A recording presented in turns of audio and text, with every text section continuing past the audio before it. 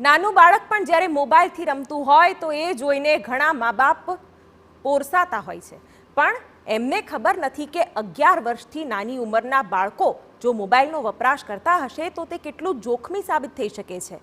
હમણાં જ બહાર આવેલા એક રિપોર્ટ અનુસાર બાળકોને મોબાઈલના વપરાશ પર કંટ્રોલ નહીં રાખવામાં આવે તો એ આવનારા સમયમાં ઘણા શારીરિક અને માનસિક રોગ ઉપરાંત અનેક મુશ્કેલીમાં મુકાઈ જશે।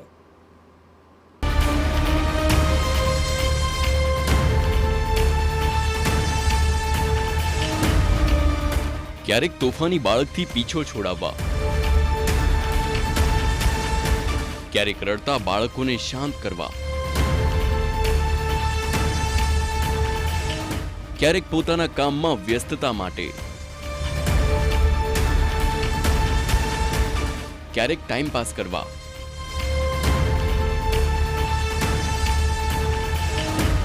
કોઈને કોઈ બહાને મા બાપ બાળકોને મોબાઈલ પકડાવી દેતા હોય છે અને પછી નિરાંતે પોતાના કામમાં જોતરાઈ જતા હોય છે।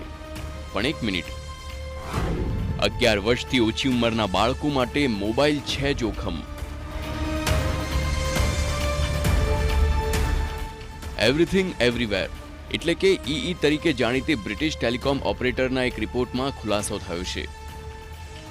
આ રિપોર્ટમાં બાળકોને કઈ ઉંમરે મોબાઈલ ફોનથી દૂર રાખવા તે અંગેનું સૂચન કરવામાં આવ્યું હતું।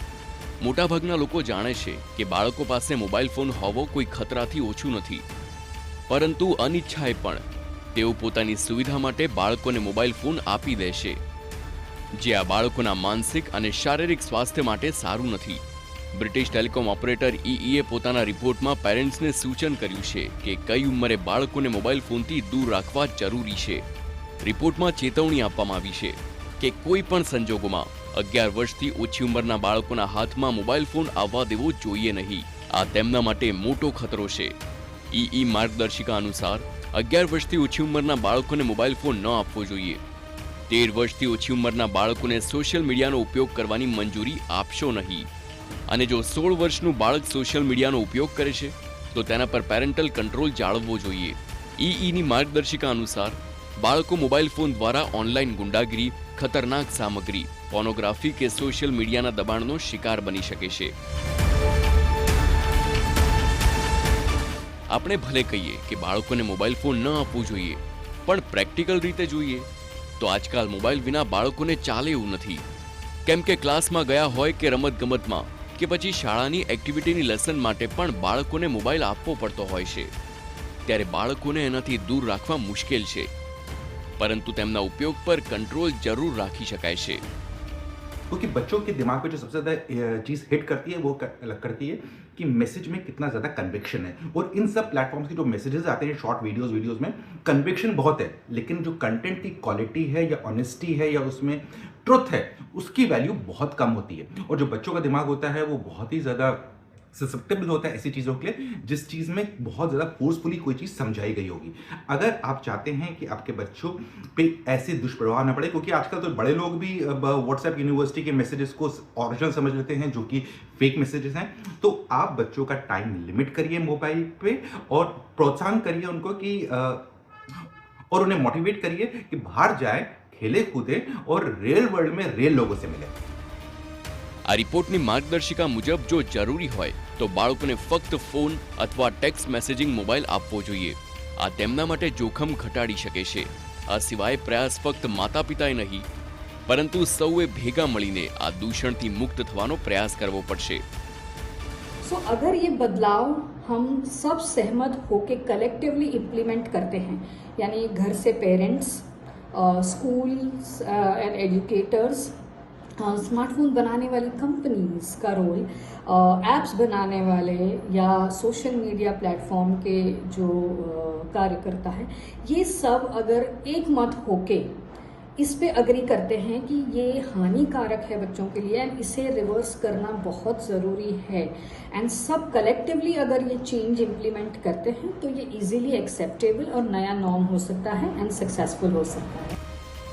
આમ સ્થિતિ કાબુ બહાર જતી રહે એ પહેલા સૌએ જાગવું પડશે, કેમ કે એ જ સમયની માંગ છે।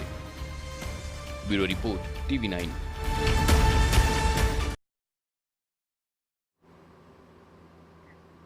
તો બાળકોને ફોનનો ઉપયોગ કરવાની મનાઈ કરવી એ માતા પિતા માટે પડકારરૂપ બની શકે છે. ખૂબ લાંબા સમય સુધી સ્ક્રીન જોનારા બાળકો પ્રતિકૂળ અસરોનો ભોગ બની શકે છે. મોબાઈલ ફોનના રેડિયો તરંગો કાન જ નહીં પરંતુ મગજ પર પણ ઊંડી અસર કરે છે. આ એનો સૌથી ખરાબ અને ગંભીર તેનો ગેરફાયદો છે, જેના કારણે બાળકનું શિક્ષણ અને ખેલકૂદ જેવી પ્રવૃત્તિઓ પણ અવરોધાય છે. બાળકને બહાર જવું નથી ગમતું, એટલી હદે તેને મોબાઈલની આદત પડી જાય છે. મોબાઈલના વધુ પડતા વપરાશને કારણે વર્ગમાં શીખેલું પણ ઓછું યાદ રહે છે, કારણ કે સતત સ્ક્રીન ટાઈમ વધતો રહે છે અને તેના કારણે શાળામાં શીખવેલી વાતો પણ તે ભૂલી જાય છે.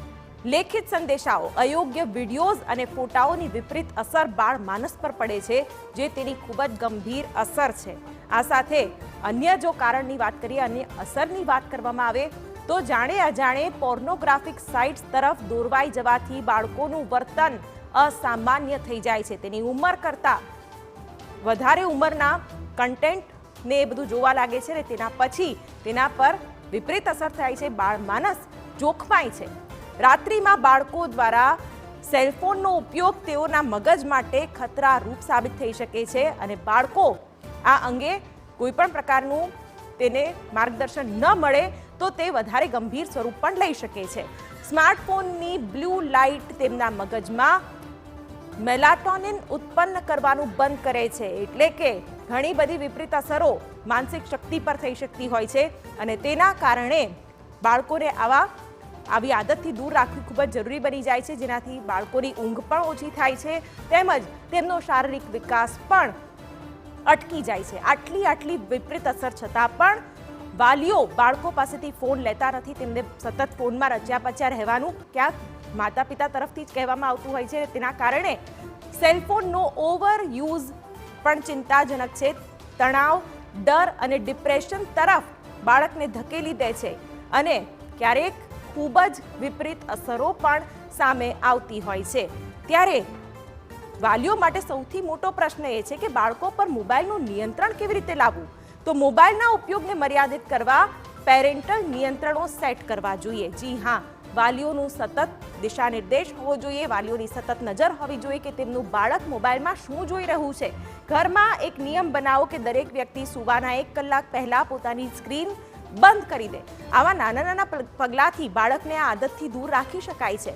તમારે જાતે જ તેને આદત પાડવી પડશે, જેથી બાળકો તમને જોઈને પ્રેરણા મેળવશે. કારણ કે વાલીઓ જો મોબાઈલમાં રચ્યા પચ્યા રહેતા હશે તો બાળક શું કરશે એ પણ એક સવાલ ચોક્કસથી થાય. એટલે પહેલા માતા પિતાએ પણ શીખવું પડશે અને મોબાઈલથી દૂર રહેવું પડશે. ડિનર ટેબલ પર અથવા કૌટુંબિક પ્રવૃત્તિઓ દરમિયાન ઇલેક્ટ્રોનિક ઉપકરણોનો ઉપયોગ પ્રતિબંધિત કરવો જોઈએ. આ પણ એક ખૂબ જ મહત્વપૂર્ણ નિયમ ઘરમાં બનાવવો જોઈએ, જેથી કરીને બાળકો મોબાઈલથી દૂર રહે. અને બાળકો સાથે પ્રામાણિક પણ બનવું જરૂરી છે. અચાનક બધું બદલવા માટે દબાણ કરશો નહીં. જી હા, સતત રોકટોકથી પણ બાળક તેને ખોટી રીતે લઈ શકે છે અને મોબાઈલનો અચાનક ઉપયોગ બંધ કરાવવાનું કહેશો તો પણ તેના પર વિપરીત અસર થઈ શકે છે. તેઓ સ્ક્રીન અથવા ઇન્ટરનેટ વિના કંઈક ગુમાવી રહ્યા હોય એવું પણ લાગી શકે છે, કારણ કે જે બાળકને આદત પડી ગઈ છે, જો એને એ આદત છોડાવી હશે તો તેની સાથે એક સૌહાર્દપૂર્ણ માહોલ બનાવવો પડશે, એવો સંબંધ બનાવવો પડશે અને ત્યાર પછી ધીમે ધીમે તેને આદતથી દૂર કરવો પડશે. આ જરૂરિયાત પૂરી કરવા રમતગમત અને શારીરિક પ્રવૃત્તિઓનો વિકલ્પ પણ બનાવી શકાય છે. બાળકનું મગજ ડાયવર્ટ કરવું પડશે અન્ય પ્રવૃત્તિઓ તરફ, જેથી કરીને મોબાઈલનું વળગણ તેનાથી છૂટી શકે અને એના માટે માતા પિતાનો સહયોગ, કુટુંબીજનોનો સહયોગ પણ જરૂરી બની રહેશે. જો આ ઉપાય કામ કરતા નથી તો તમે વ્યાવસાયિક નિષ્ણાંતની પણ મદદ લઈ શકો છો. જી હા, ચાઇલ્ડ સાયકોલોજિસ્ટ પણ તેમાં તમને મદદરૂપ થઈ શકે છે અને સાયકોલોજિસ્ટ દ્વારા અપાતું જે માર્ગદર્શન છે તે પણ ક્યાંક બાળક અનુસરે અને પછી મોબાઈલની આ લતમાંથી બહાર આવે તેવા પણ પ્રયત્નો કરી શકાય છે. જો કે ખૂબ જ ગંભીર પ્રશ્ન, ઘરનો આ પ્રશ્ન છે, જેમાં બાળકનું બાળપણ ક્યાંક હોમાઈ રહ્યું છે.